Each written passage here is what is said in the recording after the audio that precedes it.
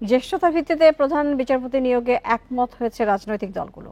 এছাড়া রাজনৈতিক হাতিয়ার হিসেবে জরুরি অবস্থা জারি বন্ধে ঐকমত্য হয়েছে। রোববার বৈঠক শেষে এসব সিদ্ধান্তের কথা জানান ঐকমত্য কমিশনের সহসভাপতি অধ্যাপক আলী রিয়াজ। তবে তত্ত্বাবধায়ক সরকার গঠনের প্রক্রিয়া নিয়ে একমতে পৌঁছানো যায়নি।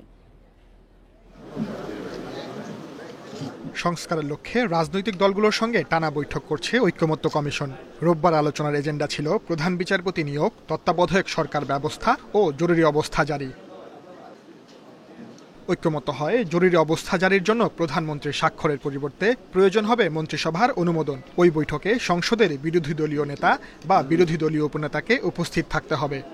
আভ্যন্তরীণ গোলযোগ যেহেতু একটা ব্যাপক টার্ম, এটা অপব্যবহার হওয়ার বা করার একটা সুযোগ ছিল, সেজন্য এইটা বিলুপ্ত করে রাষ্ট্রীয় স্বাধীনতা, সার্বভৌমত্ব এবং অখণ্ডতার প্রতি হুমকি, রাষ্ট্রীয় অখণ্ডতার প্রতি হুমকি বা মহামারী বা প্রাকৃতিক দুর্যোগ, এই শব্দগুলো প্রতিস্থাপনের জন্য আমারও প্রস্তাব ছিল। বহিঃশক্তির আক্রমণ কিংবা অভ্যন্তরীণ গোলযোগ, তো আমরা এখানে অভ্যন্তরীণ গোলযোগটার পরিবর্তে এখানে স্বাধীনতা, সার্বভৌমত্ব এবং ভৌগোলিক অখণ্ডতার প্রশ্নে এই শব্দটা যোগ হবে এবং একই সাথে প্রাকৃতিক দুর্যোগ ও মহামারী এটাও এখানে যুক্ত হচ্ছে। জরুরি অবস্থা ঘোষণায় আগে যে প্রভিশনটা ছিল যে প্রেসিডেন্ট প্রধানমন্ত্রীর সাথে আলোচনা করে কনসেন্ট নিয়ে সেটা করবেন, আমরা এটাকে একটু এক্সটেন্ডেড করে দিয়েছি।